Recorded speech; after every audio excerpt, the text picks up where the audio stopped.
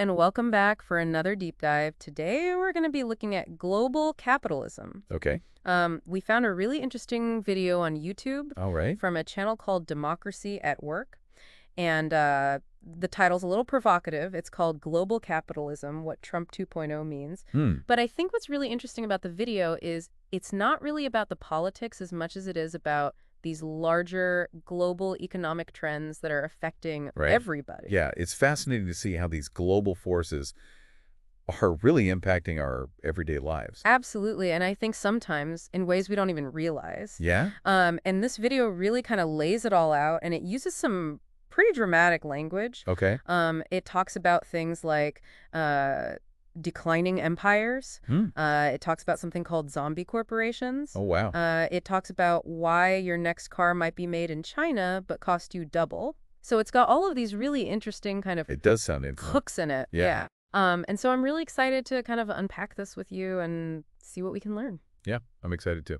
So the video starts off by talking about the decline of the U.S. as a global economic superpower. Interesting. And what's interesting is it puts this in a historical context. Okay. And it compares it to other declining empires of the past. Like which ones? You know, like Rome, Persia, Greece. Mm-hmm. And it talks about how often when an empire is declining, the elites kind of shield themselves from the difficulties. Okay. And they offload those onto, the less powerful. Right, so the everyday people are the ones that really feel it. Exactly. And so it points to some very specific examples of this happening. Okay, I'd like to hear those. For example, it points out that, the U.S. hasn't really had a decisive military victory in decades. It's true. And it talks about, Vietnam, Afghanistan, Iraq, and how, this signals a kind of waning influence on the world stage. That's an interesting point because you don't always connect military outcomes with economic strength. Right. But I guess it makes sense. It does kind of go hand in hand. Yeah. What else does the video highlight? Well, it talks about the rise of what are called the BRICS nations. Okay. What is that? So that's Brazil, Russia, India, China, and South Africa. Okay. And they've kind of banded together as, like a new economic force. Interesting. And it's interesting because Indonesia just joined the BRICS nations. Wow. So now the BRICS nations actually represent a larger share of the global economy than the U.S. and all of its G7 allies. That's a huge shift. Yeah, it's a pretty significant power shift. Yeah, so BRICS is an acronym for those countries. Exactly. But what makes them such a powerhouse? I mean, obviously they have huge populations. Yeah. But it's more than just that, right? Right. It's their combined economic output. Okay. So the BRICS nations now are producing a larger share of the world's goods and services than the G7. Wow. And this is even impacting the U.S. dollar status as the global reserve currency. Wait, hold on. Explain that. What does that mean? Okay, so a reserve currency is basically the currency that countries hold in their central banks for like international transactions. Okay. So it's kind of like the gold standard of global trade. And the dollar has held this position for a long time, which has given the U.S. a lot of economic leverage. I see. But as the BRICS economies grow and as trade in other currencies increases, the dollar's dominance is being challenged. So what does that mean for, the average person? Well, it could have really far-reaching implications for, global trade and financial markets. Oh, wow. That's a lot to think about. It is, yeah. Okay, so we've got declining empires, we've got rising powers, but this video also talks about something called zombie corporations. Yeah, I was curious about that. I know it sounds kind of creepy. It does a little bit. So what is a zombie corporation? Well, the video uses this term to describe corporations that are so deep in debt that they can only survive by taking on even more debt. Wow. So they're basically like a living dead company. So they're just barely scraping by. Yeah, pretty much. But how does that even work in real life? Like, how can a company be that deep in the hole and still operate? It's all about debt financing. Okay. So companies borrow money to invest and grow. That's normal. Yeah. But for these zombie corporations, their debt has just become completely unsustainable. They're not generating enough revenue to even cover the interest payments on their loans. Oh, wow. So they have to keep borrowing more just to stay afloat. So it's like they're on a treadmill just constantly running just to stay in the same place, Stagnant. never really getting ahead. Yeah. So how does this affect me, the average person? Well, think about rising interest rates. Okay. So central banks raise interest rates to combat inflation, Yeah. which we're all experiencing right now. Mm-hmm. But higher interest rates make it more expensive for everyone to borrow money. Right. Individuals, companies, even governments. Okay. And this can be a real problem for those who are already burdened with a lot of debt. Yeah, you're just pushing them further into a hole. Exactly. So these zombie corporations are basically getting squeezed even harder Yeah, pretty much. by these rising interest rates. Mm-hmm. Wow. And this brings us to a really interesting point. Okay. The biggest creditors to the U.S. government Yeah. are Japan and China. What? I had no idea. Yeah, the U.S. owes these countries trillions of dollars. So the very countries that are challenging the U.S.'s economic dominance are also the ones bankrolling it. Yeah, it's pretty wild. That is wild. So it really highlights how interconnected everything is. It does. All right, well, this is fascinating stuff, but I want to dig a little deeper into this whole China thing. Okay. You know, the video makes it clear that China's on the rise, and they're not shying away from challenging the U.S. on the world stage. Right. So how does this play out in, like, practical terms? Well, the video uses a great example, the electric car market.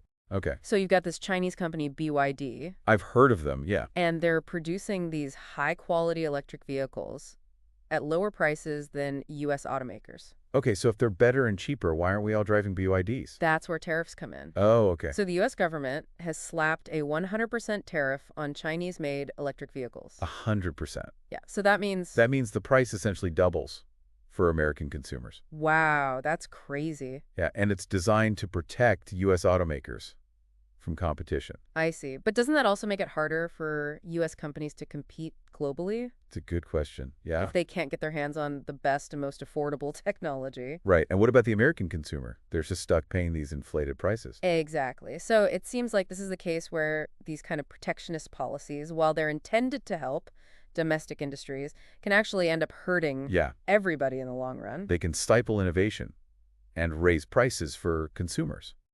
Right. And it's not just about cars. This applies to all sorts of goods and services in the global marketplace. I mean, we're all feeling the squeeze of rising prices, especially with inflation. Especially with inflation. Yeah. And, you know, this economic anxiety is something the video ties to the rise of populism. Makes sense. Not just in the U.S., but around the world. It's like people are feeling left behind and they're looking for someone to blame. Right. And so it's like, you know, immigrants taking our jobs or China unfairly manipulating its currency. Right. All the classic scapegoats. But the video seems to suggest that focusing on those explanations kind of misses the bigger picture. It does, yeah. Yeah. It argues that those are really just symptoms of like deeper systemic economic shifts that are happening on a global scale. So it's not as simple as just pointing fingers. Right. We need to understand the underlying forces at play. Yeah. But that can feel really overwhelming. It can.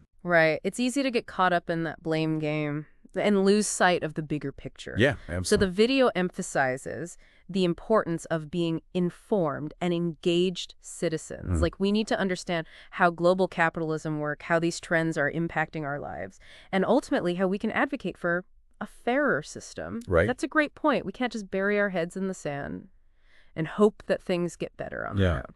Okay, but I still have to ask about this whole Trump 2.0 thing in the title. What does that even mean? I mean, are we just talking about populism here, or is there more to it? It's a great question, and it's a provocative title for sure. But like you said, we're not here to delve into partisan politics. Right. We want to stay focused on the economics. Yeah. What I did find interesting is how the video analyzes the factors that led to figures like Trump gaining popularity in the first place. Yeah, that was really interesting. So, you know, they argue that these figures appeal to people who are feeling left behind by the traditional political systems. Right. They present themselves as outsiders who are willing to shake things up and address those anxieties, even if, you know, their rhetorics can be pretty divisive. Exactly. So it's about tapping into that sense of frustration and offering these seemingly simple solutions to these really complex problems. Right. And, you know, it's important to remember this isn't just a U.S. phenomenon. Yeah. I mean, we're seeing it's a global trend. Similar populist movements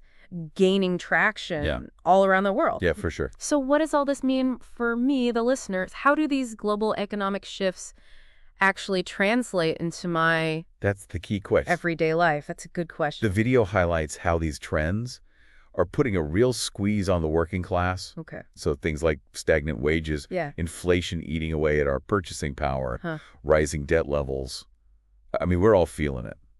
We are. It seems like no matter how hard you work, it's just getting harder and harder to make ends meet. Yeah, and as this economic pressure builds, the video suggests that we're likely to see more social unrest and the rise of labor movements as people demand a fairer share of the economic pie. It feels like we're already seeing signs of that. Right. Right. I mean, there's been a lot of high-profile strikes and unionization efforts lately. Exactly. Seems like workers are starting to realize that they have power in numbers. Yes. And they're starting to organize to demand better working conditions and wages. Right. That's inspiring, it is, to see people taking action and fighting for their rights. Absolutely. But what about those of us who aren't in unions or directly involved in these movements? What can we do? Well, the video emphasizes the importance of being informed and engaged citizens. Okay. So we can't just sit back and let these global forces dictate our lives. Okay.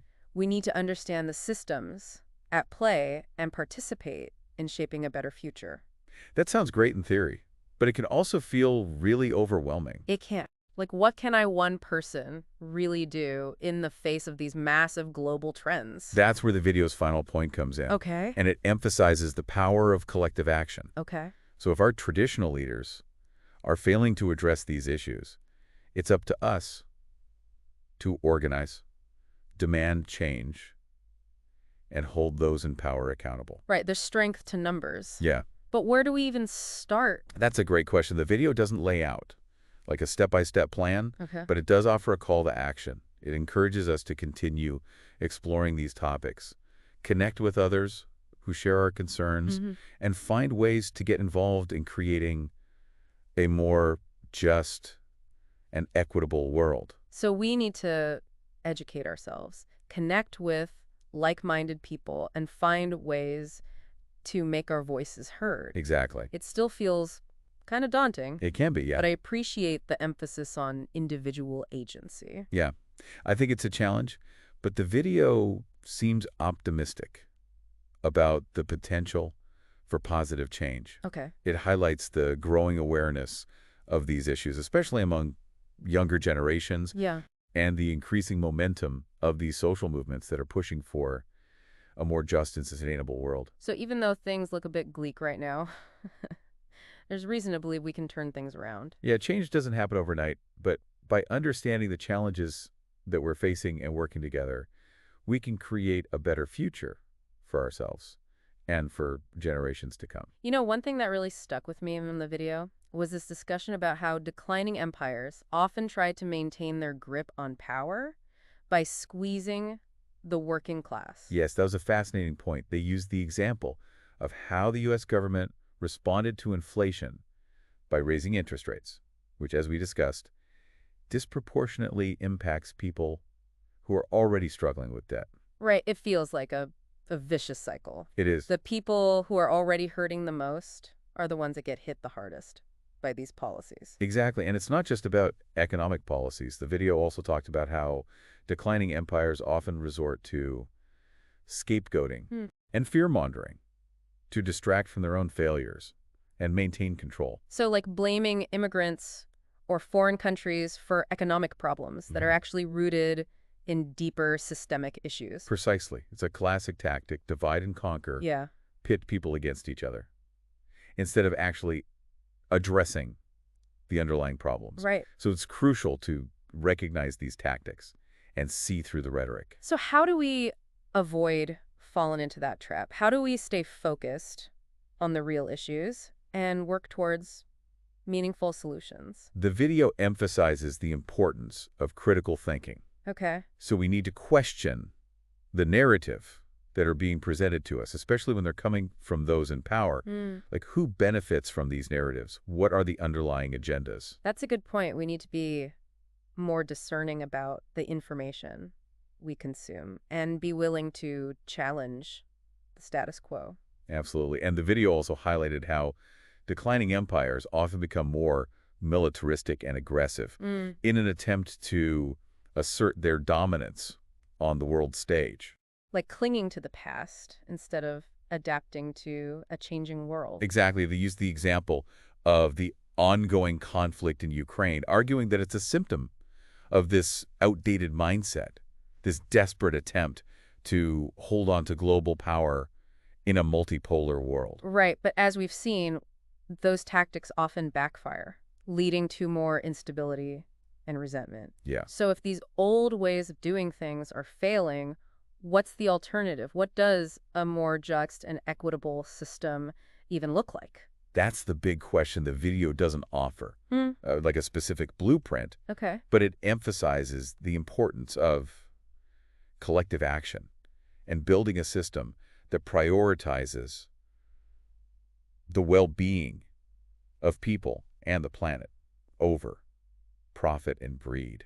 So instead of clinging to these old ways of doing things, we need to reimagine a new system that works for everyone, not just the elites. Exactly. It's a big challenge, but it's also an exciting opportunity to reimagine our world. It is. And create a more just and sustainable future. Absolutely. And the video really seems to believe that this is a historic moment, a time when we have the potential to create real and lasting change. Yeah, they pointed to the power of social movements throughout history. Right, from the civil rights movement to the fight for women's suffrage, ordinary people have come together to demand change and create a more just world. Exactly. And so this video is suggesting that we're at another one of those turning points. That's the message. Wow. It's not about waiting for someone else to save us. It's about recognizing our own power and agency and stepping into those roles as active citizens and co-creators of the future. I love that. So to our listeners, if you're feeling inspired by this deep dive, I encourage you to take action. Yeah, find a cause that resonates with you and get involved. There are so many ways to make a difference. There are. Volunteer your time, Yeah. donate to organizations that you believe in, educate yourself and others, and most importantly, use your voice to advocate for change. Exactly. And remember, even small actions can have a ripple effect. Mm-hmm. Every conversation, every donation, every act of kindness contributes to creating a better world. Absolutely. And never underestimate the power of hope. As the video reminded us, the future isn't predetermined. It's up to us to shape it. Thanks for joining us on this deep dive into blown capitalism and its implications. It's been a thought-provoking and at times challenging journey, but ultimately I think there's a lot of hope to be found I agree. in these ideas. So to our listeners, I encourage you to continue exploring these topics. Check out the original YouTube video that we discussed today. Do your own research, have conversations with your friends and family, and most importantly, find ways to get involved in creating a more just and sustainable world. Because as we've learned today, the future is not predetermined. It's up to us to shape it. Until next time, keep diving deep and stay curious.